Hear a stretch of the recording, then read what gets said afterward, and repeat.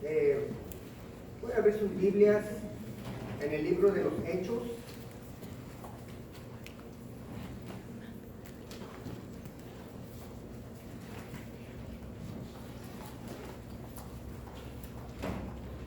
Capítulo 1. Voy a leer de los versículos del 12 al 15. Hechos, capítulo 1, versículos del 12 al 15.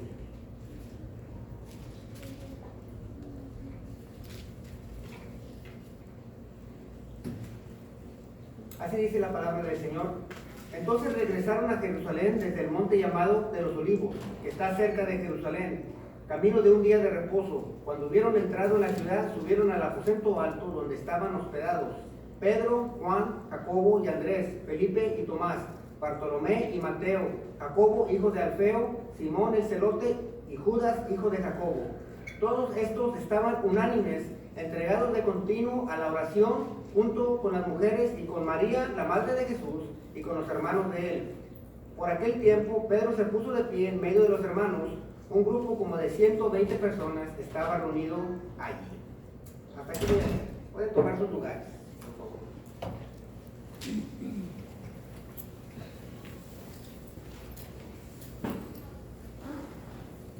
¿Sabe qué día finalmente pude ver un partido de fútbol europeo? Parece que ya la liga de Inglaterra ya empezó y ya tenía varios meses de no ver un partido de fútbol. Y lo pusimos ahí, oiga él, y pude gozarme un ratito, a los que nos gusta el fútbol, ver un partido de fútbol sin gente. No importa que no haya gente y no importa que los equipos no fueran de mis favoritos, me puse a verlo. Y estaba recordando cómo para un equipo de fútbol es vital cuando van a ir a un torneo, una Copa del Mundo, se le llama la concentración del equipo, así le dicen a la fase. Es una fase donde todo el equipo se va y se reúne. Por general los jugadores dejan sus familias, dejan sus hijos y se van a reunir entre ellos en lo que viene siendo un equipo de fútbol. Y la idea de la concentración es que en ese mes que están juntos, antes de que empiece el torneo, puedan ellos entender lo que el entrenador quiere de sus jugadores. Que el equipo entienda el esquema. Ese es uno de los propósitos de la concentración. Pero otros propósitos es de que haya una unidad en ese equipo. No solamente tácticamente, que conozcan lo que el entrenador les está diciendo, pero entre ellos, entre los jugadores, que haya una unidad. Y por eso los jugadores por un mes comen juntos, viven juntos en los hoteles, se van de compras juntos. Hay varios jugadores que cabe en la concentración que hay problemas entre los jugadores y ahí en la concentración se arregla todo eso. En fin, lo que el coach o el entrenador quiere es que haya una unidad en el equipo y que se unan con una hermandad para cuando vayan a competir el equipo esté fuerte tácticamente, fuerte mentalmente y fuerte físicamente. Y lo que quiere el coach es esa unidad. Y el día de hoy yo quiero hablar de esta unidad, pero en la iglesia. Yo quiero hablar de la unidad en la iglesia, porque es importante esto.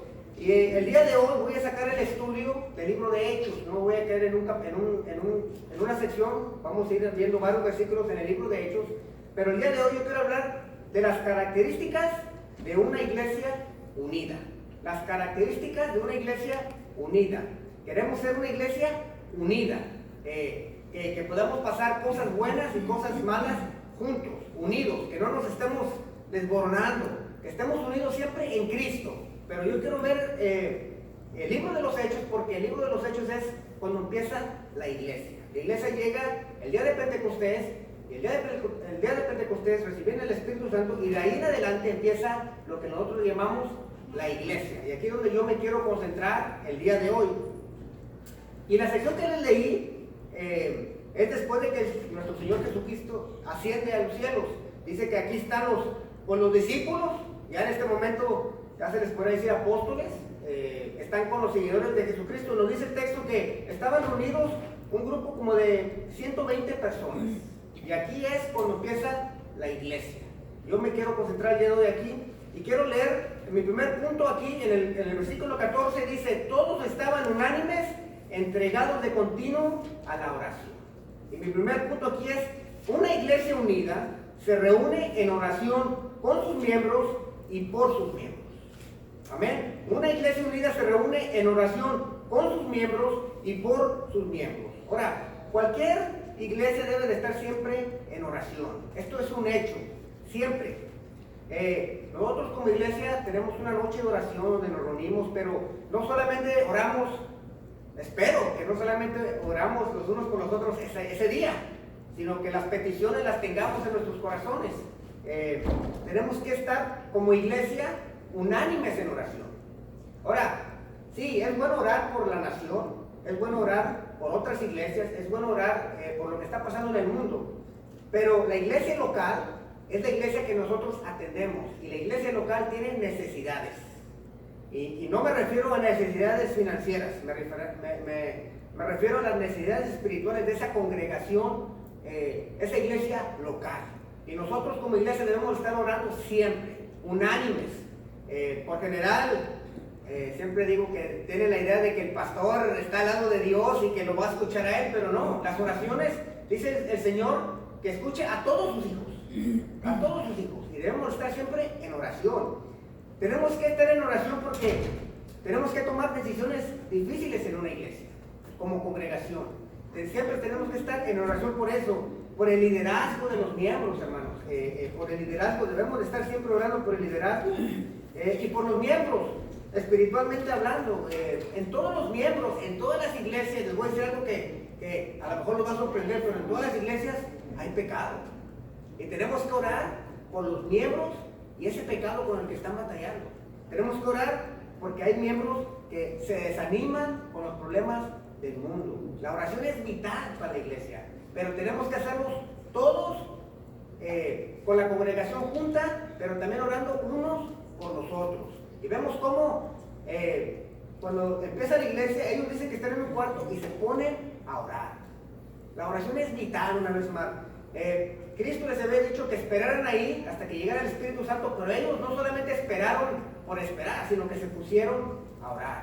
Y la oración debe ser parte de cualquier iglesia local. Y aquí me quiero concentrar en la iglesia local, porque todos los miembros son miembros de una iglesia, sí, universal en Cristo Jesús, pero todos somos miembros de una iglesia local. Y la iglesia local, como les digo, es donde ustedes expresan, donde ustedes incluso se enseñan a orar en público, donde se empiezan a orar por primera vez por una persona más. Yo recuerdo la primera vez que me pusieron a orar por una persona, mucha vergüenza, nunca había yo en mi vida orado por mí, menos por otra persona. Pero en la iglesia local es donde te empiezas a orar por las necesidades de alguien más que no seas tú. En la iglesia local empiezas a orar y ver que las otras personas están batallando igual que tú, o muchas veces peor que tú, para que no te sientas que tú eres el único que necesitas oración. Entonces es importante todo esto. Debemos orar por las necesidades los unos por los otros, y yo espero que los miembros de esta iglesia estén orando por mí. Yo espero que estén orando por el pastor, por el liderazgo. Así como el liderazgo ora por las ovejas, espero que también estén orando por el liderazgo. El liderazgo es atacado. Es atacado espiritualmente todo el tiempo, mis hermanos. A veces que nos atacan los problemas de la casa, nos atacan el trabajo. Nosotros, como líderes, también tenemos las mismas necesidades que ustedes. Se nos enferma un niño y uno ya no puede estudiar bien la palabra esa semana o ese día. Debemos estar siempre en constante oración. Debemos conocer las necesidades de nuestros hermanos, sus dolores, sus miedos, con lo que están batallando para poder orar por ellos. No estoy en contra de lo que se hace ahora, de donde ahora se hacen las famosas cadenas de oración, donde ponen peticiones en un pizarrón y están orando por esas, pero cuando conocemos la cara de la necesidad, o sea, no nomás oramos por la necesidad, pero conocemos a la persona, conocemos lo que está batallando, conocemos por lo que está pasando, podemos orar y podemos sentir lo que ellos están sintiendo. Una hermana, la amo mucho, en otra iglesia que iba, me acuerdo de esta oración porque cuando empezamos a conocer a los demás hermanos, uno literalmente carga con ese peso, mis hermanos. No sé si les haya pasado que les dicen, tengo este problema, y ustedes oran, pero se lo llevan el problema, o sea, lo cargan. Una hermana que mi hermano Rubén la conoce, en una noche de oración hace muchos años, lloraba. Su papá ya adulto está en México, y su hermana también ya adulta lo cuidaba. Y esta persona tenía cáncer y ya se estaba pudriendo de adentro hacia afuera. Y era muy duro porque la hermana no sabía qué pedir. Ya había pedido por oración, pero ya el Señor estaba avanzado de edad. Y no es que no creamos en un milagro, pero también las circunstancias ya se daban, que ya iba, como decimos, de salida. Pero se estaba pudriendo lentamente. Y decía la hermana, tenía un peso la hermana porque su hermana lo estaba cuidando al papá y decía, ya no, mi hermana ya no aguanta, dice que huele a podrido. Y mi papá dice que ya se le olvidan las cosas. Entonces, ya no, también el papá no se dejaba que lo atendieran a veces. Y ya llevaban como 3 años así. Y cada noche de oración venía con esta petición y todos orábamos por esta persona. Pero yo me iba a la casa con un beso. Esta circunstancia, ¿qué hago? Señor, ¿qué le digo? ¿Qué oro? Y son cosas, hermanos, que me ayudó a reflexionar en las demás personas, porque yo, al menos yo, soy muy egoísta y siempre estoy orando por mí. Pero cuando la iglesia ora los unos por los otros, empezamos a quitarnos la vista de nosotros mismos y a empezar a orar por los demás. Por los demás. Esta hermana me habló hace como un año. Se acuerda mucho de mí, me habló. Todavía, ya tenía yo casi 2 años de no verla. Y me habló, nomás para saludarme. Y me contó que sí, que su papá ya había fallecido. Pero ella se sentía ya en paz. Porque este era un problema muy particular de cómo le haces para hacer esto.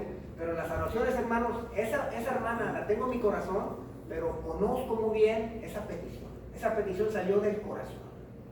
Y a mí me da gusto,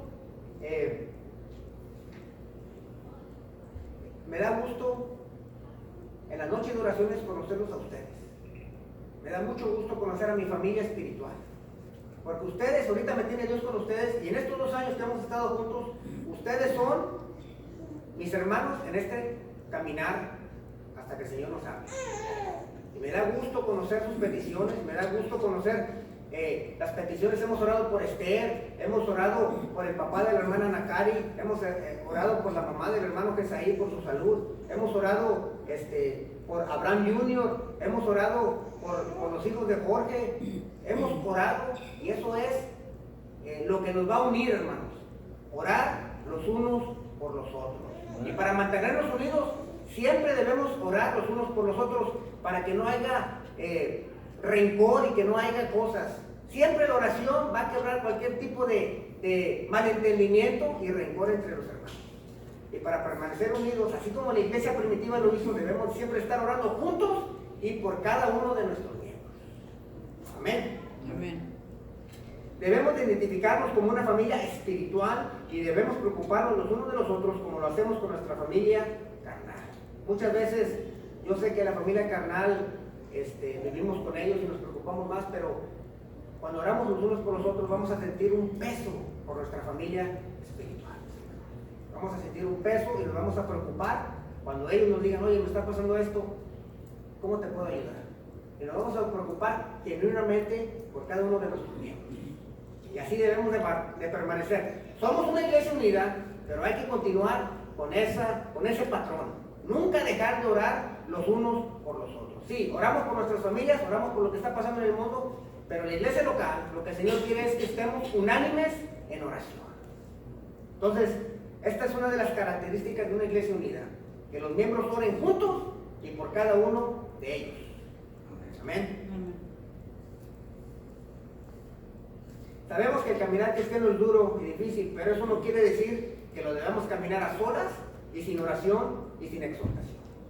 La oración, y cuando nos desahogamos con alguien, también los hermanos tienen la oportunidad de exhortarnos en esos momentos difíciles de la vida.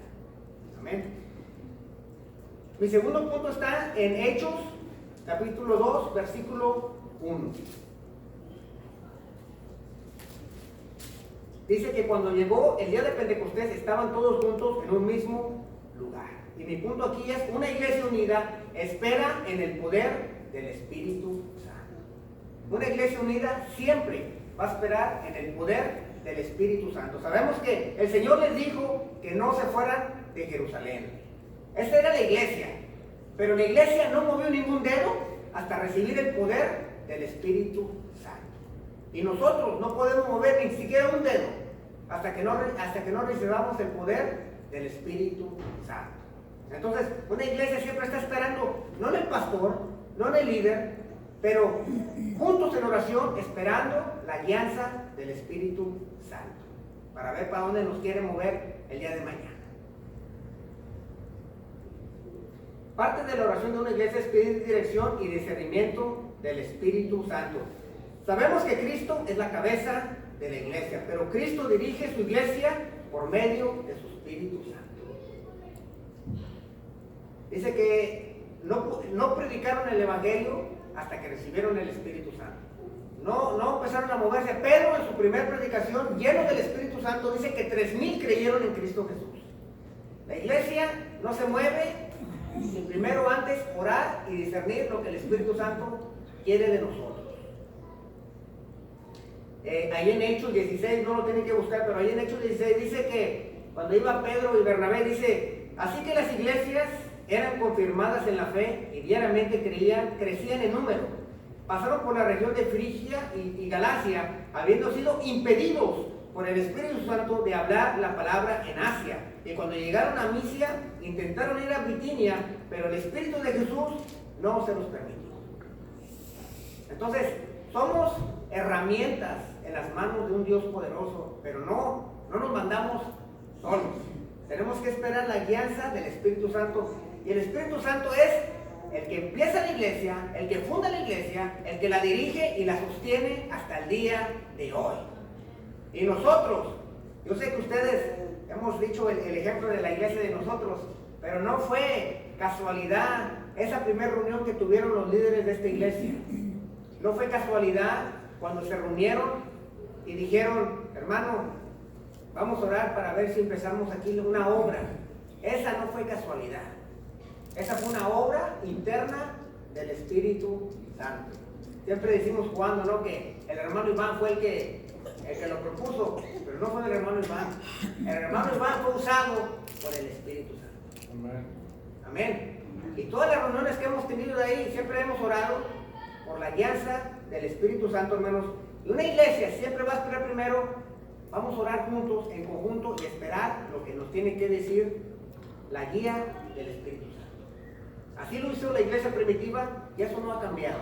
La iglesia no se toma direcciones por gusto, o porque yo pienso que eso está mejor, o porque yo pienso que eso está mejor. Debemos de estar siempre en oración, y por general los miembros de una iglesia van a estar en acuerdo con una decisión, porque mi espíritu se junta con el espíritu tuyo y hacen una conexión y estamos de acuerdo en lo que estamos hablando.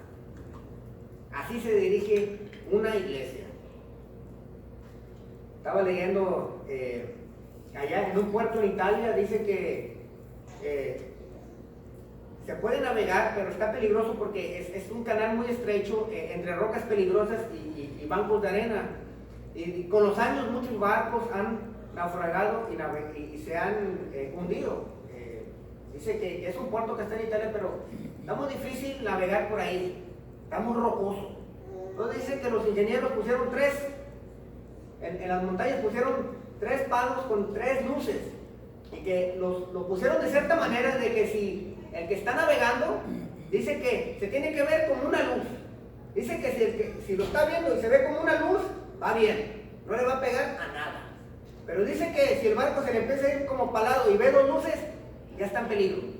Dice que tiene que maniobrarse para él ver una luz. Y dice que si el barco se le ve más y ve 3 luces, está en más peligro, porque dice que va a pegar el barco en una de las rocas.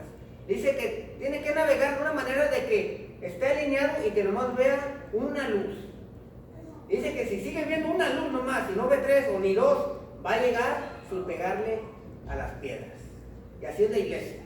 La iglesia se tiene que alinear entre la palabra del Señor, el Espíritu Santo y la dirección divina de Dios.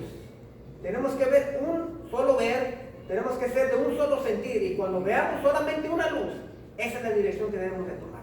No puede haber muchas opiniones, no debe de muchas opciones. Dice que simplemente se tiene que alinear todo, y cuando hay una sola luz, podemos avanzar al siguiente paso. Amén. Y nosotros como iglesia somos una iglesia joven. Y hemos tomado decisiones difíciles y vamos a seguir tomando decisiones, pero que siempre sea por medio de lo que dice el Señor, por medio de los santos espíritus. Amén. La iglesia no se conduce a nuestro gusto, sino a donde el Espíritu Santo nos dirige. Amén. Otra característica de una iglesia unida lo vemos en Hechos 2:46. Hechos capítulo 2, versículo 46.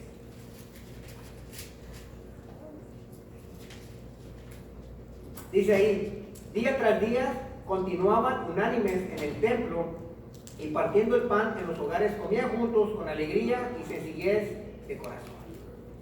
Una iglesia unida se reúne para convivir con alegría. Una iglesia unida se reúne para convivir con alegría. Esta es una característica de una iglesia que está unida. La iglesia debe reunirse en un lugar. Llámese templo, llámese edificio, llámese santuario o llámese un techo. Pero nosotros somos la iglesia y nos tenemos que reunir. Porque así lo manda el Señor, que no nos dejamos de reunirnos, pero la iglesia primitiva se reunía. Siempre estaban juntos. Por eso, ni el internet, ni la televisión, ni un holograma puede reemplazar el convivio en persona del cuerpo de Cristo. Jamás. Entonces dice que se reunían con gusto para convivir. Esto debe ser una característica de una iglesia que está unida. Ahora, nosotros, gracias a Dios, tenemos oraciones juntos, gracias a Dios, siempre oramos para el Espíritu Santo, pero gracias a Dios, siempre hay convivencia entre nosotros. La comida como que es la excusa. La comida es la excusa, pero lo verdadero es el convivio entre los hermanos. El convivio entre los hermanos, este convivio que tenemos, pero con alegría, hermanos. Esto es lo que nos va a mantener unidos en las buenas y en las malas, cuando vengan las pruebas, cuando vengan esos bajones espirituales. Tenemos que estar unidos siempre con alegría, reuniéndonos. Desafortunadamente vivimos en una sociedad que siempre está a prisas, y esa prisa ha entrado a las iglesias. Solo se termina el servicio y ¡chum! Todos corren, como si les vamos a cobrar por hora o le vamos a cobrar por asiento. Se termina la iglesia y ahí siempre estamos con una prisa de irnos. Esto lo refleja la sociedad afuera, pero nosotros vivimos en la sociedad y lo traemos a la iglesia y no hay tiempo para convivir. Entonces este es un reto el día de hoy. Ya no hay tiempo para convivir ni sentarnos a conocernos. Esto tiene que ver con la oración y con el convivir. Esto lo hacemos juntos nosotros, pero esto es importante. Una iglesia debe de hacer tiempo para tener comunión con Dios, pero también para tener comunión con sí misma. Nosotros, dice Pablo en Corintios, que somos el cuerpo de Cristo, la iglesia. Y el cuerpo tiene que haber convivio entre todos nosotros. Entonces una iglesia unida se reúne para convivir, pero con actitud, con alegría, con alegría. No estoy diciendo que se queden todos los domingos que vengamos. Lo que estoy diciendo es que es bueno conocernos, es bueno que haya ese convivio entre los hermanos, entre las hermanas.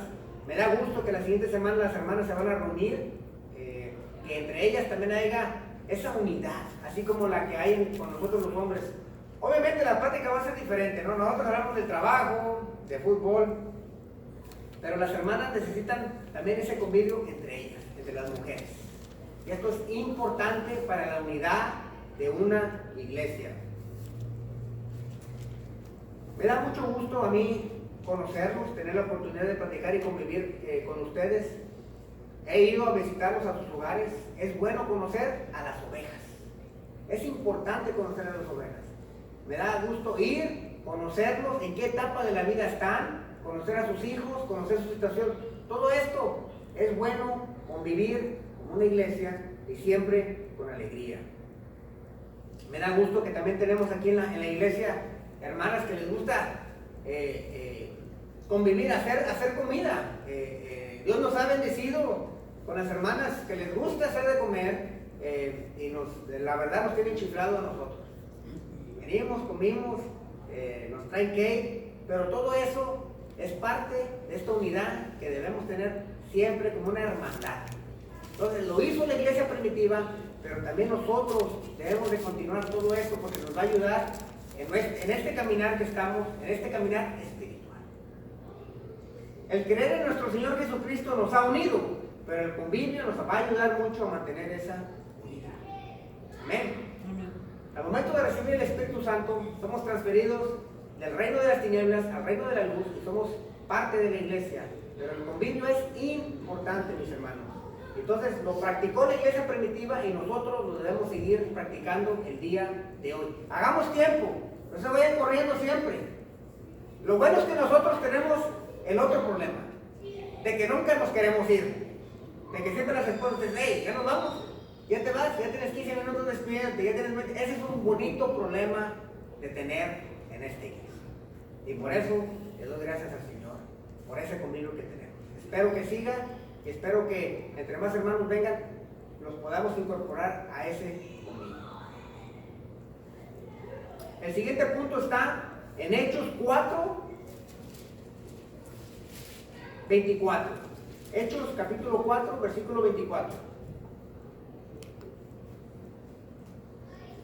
Una iglesia unida. Disculpen, déjenme leer el versículo. Al oír esto, unánimes alzaron la voz a Dios y dijeron, oh Señor, tú eres el que hiciste el cielo y la tierra, el mar y todo lo que hay en ella. Una iglesia unida, hermanos, se reúne para alabar al Señor. Una iglesia unida se reúne para alabar al Señor. Ahora se podrían decir, bueno hermano, pues todas las iglesias alaban al Señor.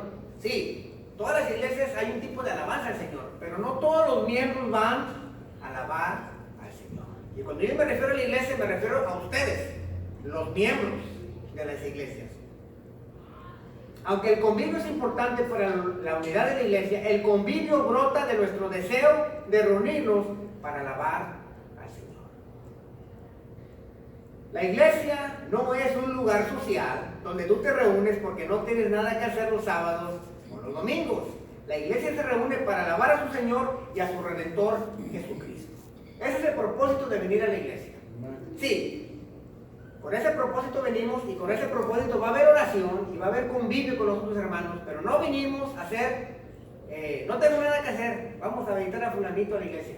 Ese no es la razón número uno de venir. Venimos a adorar a nuestro Señor y Salvador Jesucristo. Ahora, una de las dificultades con alabar al Señor en nuestros días es que se nos ha acostumbrado a que alguien nos anime desde aquí, desde el púlpito. La alabanza ha cambiado mucho en las iglesias cristianas, que ahora alguien tiene que estar aquí animándote a ti, animándote a ti. A nosotros que nos gusta el fútbol y oímos que un jugador está desanimado, que está bajo de ánimo, el que le gusta el fútbol dice, yo gratis juego, yo no necesito que me estén animando. ¿De qué? Está haciendo su sueño. ¿Cómo que tiene que ir un psicólogo a animar al jugador?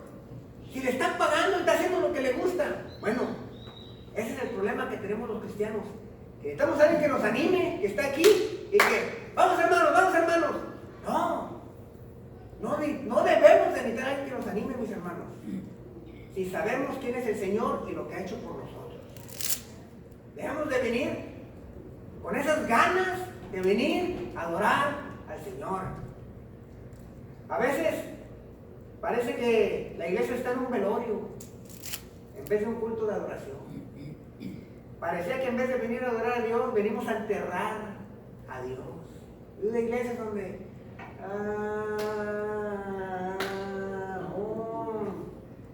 vaya, no, anima. O sea, el propósito debe venir a adorar al Señor, independientemente de quién está aquí enfrente, mis hermanos. Venimos a adorar al Señor, no venimos a volvernos locos con la música. Al Señor le gusta que pecadores redimidos salten la voz y lo alaben. No perfectamente, sino con el corazón. La motivación no está en algo externo, sino en el Espíritu Santo que mora en ti. Deben salir ríos de agua viva de tu corazón para alabar a Dios. Y la iglesia se debe reunir siempre para venir a adorar al Señor. Nuestra motivación para nuestra adoración es el amor de Dios por nosotros en la persona y obra de Cristo. Esa es la motivación que te debe de levantar el día que vayas a la iglesia a decir, mañana vamos a alabar al Señor. Hoy me levanté, vamos a alabar al Señor. ¿Por quién es Él? Me da a mí mucho gusto las veces que el pastor no ha estado aquí. Yo me animo porque ustedes vienen y cantan igual. Las veces que no viene Jesaí, y a mí me ha tocado cantar, y yo les pido disculpas, ¿no? Porque la voz que yo tengo. Pero qué bueno que no dependen de mi voz, ni de que yo les échenle ganas. Nomás pongo la canción y ahí más o menos digo, pero me da gusto ver que vienen con esa alegría a alabar a su Redentor. Esa es la motivación. La iglesia unida viene a reunirse, no porque no tiene nada que hacer, no porque le van a cuidar los niños, viene a alabar a su Señor y Redentor Jesucristo. Amén. Amén. Lo hicieron en la iglesia primitiva y nosotros debemos siempre de acordarnos que venimos a adorar al Señor. Siempre. Sí, lo adoramos durante la semana con nuestras acciones, pero hay un día que la iglesia se debe de reunir a adorar al Señor. Esto es algo bonito, mis hermanos. Que vengan todos nosotros redimidos en diferentes instancias de nuestra vida. Unos fueron alcanzados jóvenes, otros ya más viejos, otros trabajamos en diferentes áreas, no trabajamos igual, y que en toda la semana estemos esparcidos, pero que venga un día donde la iglesia se junte a dar cántico y adoración al Señor. Es algo precioso, mis hermanos, que nunca se olvide que la razón por la que venimos, o una de las razones por las que venimos, es adorar a nuestro Señor. Amén. Y por último, ahí en Hechos, capítulo 8, versículo 6.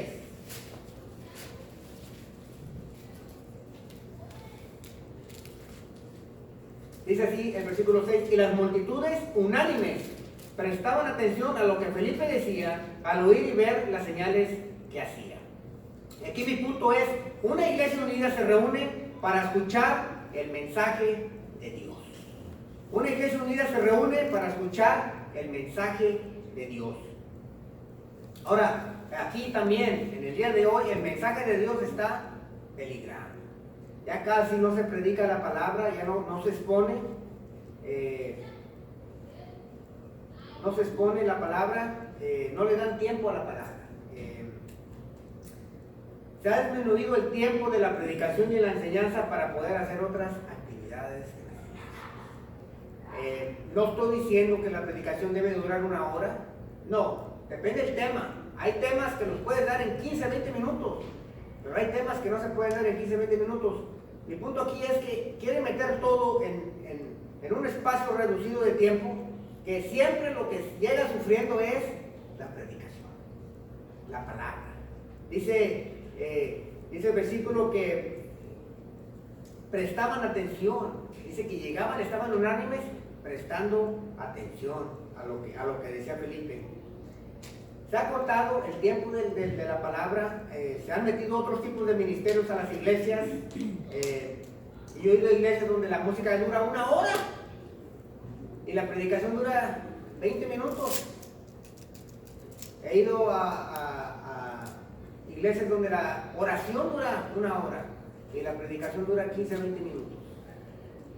Se puede hacer todo, sí se puede hacer todo, pero siempre la que sale sufriendo es la predicación expositiva de la palabra de Dios. Y esto es uno de los peligros del día de hoy. Hermano, ¿qué tiene de malo orar 1 hora? Nada. Amén, que se ore 1 hora. Hermano, ¿qué de malo tiene cantar 1 hora? Tampoco, que se cante 1 hora. Pero también, si se predica 1 hora, le tienes que dar tiempo a ese tipo, a ese ministerio, porque ahí vienen de comer las ovejas. De ahí las ovejas comen. Entonces, la predicación de la palabra está ahorita en peligro. Otra cosa que pone en peligro el escuchar y poner atención al mensaje es el celular. Es el celular. Si bien a los predicadores se nos exige que nos preparemos entre la semana, no solamente en el estudio, pero se nos exige que espiritualmente estemos bien con Dios. Se nos exige que pidamos perdón de nuestros pecados y que siempre estemos nosotros cuestionándonos a nosotros mismos. También es el deber del oyente a prepararse al oír la palabra del Señor. Y el día de hoy, una cosa que peligra es el celular. Hermano, ¿usted piensa que el celular es del diablo? No pienso que el celular es del diablo. Pero la Biblia está en el celular, y si usted tiene la dicha, de abrir la aplicación del celular y solamente ver la Biblia, amén, úsela. Pero si usted es como el 90% de las personas que abren la aplicación de la Biblia en el celular, pero le cae un correo electrónico y empieza a ver el correo electrónico y luego se mete a Facebook y luego acá, ya la mente ya no está aquí, la mente está acá, ya tenemos un problema. Ya tenemos un problema. Desafortunadamente en la iglesia se ha perdido la reverencia cuando está el mensaje de la palabra de Dios. El celular es uno de los problemas. El celular no es problema sí, sino el usuario. El usuario no tiene control o no se puede controlar de lo que está viendo o escuchando. Cristo dijo, mis ovejas oyen mi voz. Las ovejas necesitan comida espiritual. Cristo no ocupa de nosotros, pero nosotros sí necesitamos de Él. Esto es vital. Venir, siempre se nos dice, ¿no? Que el oyente debe de dormirse temprano, debe venir bien comido, debe de venir también a orar como el predicador, Señor, perdona mis pecados y dame una mente clara para escuchar tu voz el día de hoy. Hay una responsabilidad del predicador, pero hay una responsabilidad del oyente. Y esto también está peligrando mucho el día de hoy. Pero dice que la iglesia se reunía y estaban atentos, tenían esa hambre de escuchar el mensaje de Dios. Y esto nos debe caracterizar a nosotros como iglesia. Venimos a adorar al Señor, pero venimos a escuchar su voz cada vez que nos reunimos. Amén.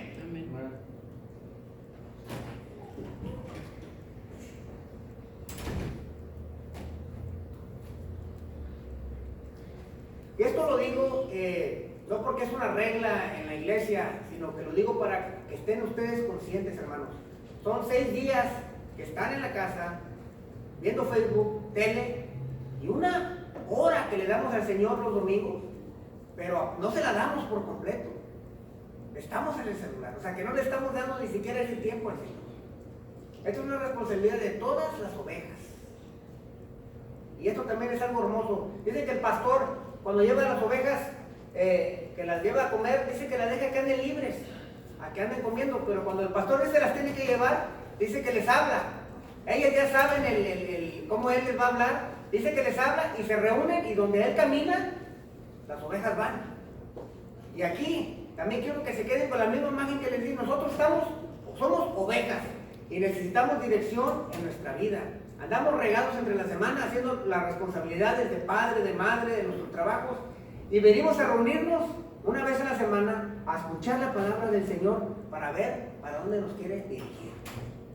Y debemos de venir siempre, no solamente a adorar al Señor, pero a escucharlo por medio de su palabra. Esto lo hizo la iglesia primitiva y lo debemos hacer nosotros. Esta unidad, esto caracteriza a una iglesia unida.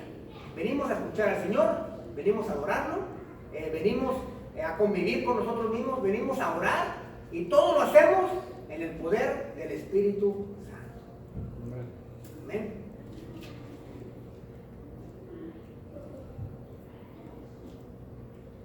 Con esto concluyo, mis hermanos. Como iglesia unida, debemos siempre seguir orando los unos por los otros, en convivencia, con alegría, esperando siempre esa guianza del Espíritu Santo. recordando siempre que la iglesia adora a su Redentor en espíritu y en verdad, y siempre esperando con anticipación la voz del buen pastor. Que nos caracterice eso a nosotros y siempre permanecer unidos, hermanos. Esas son las características de una iglesia unida, y yo no tengo duda, mis hermanos, que nosotros somos una iglesia unida. Amén. Vamos a orar.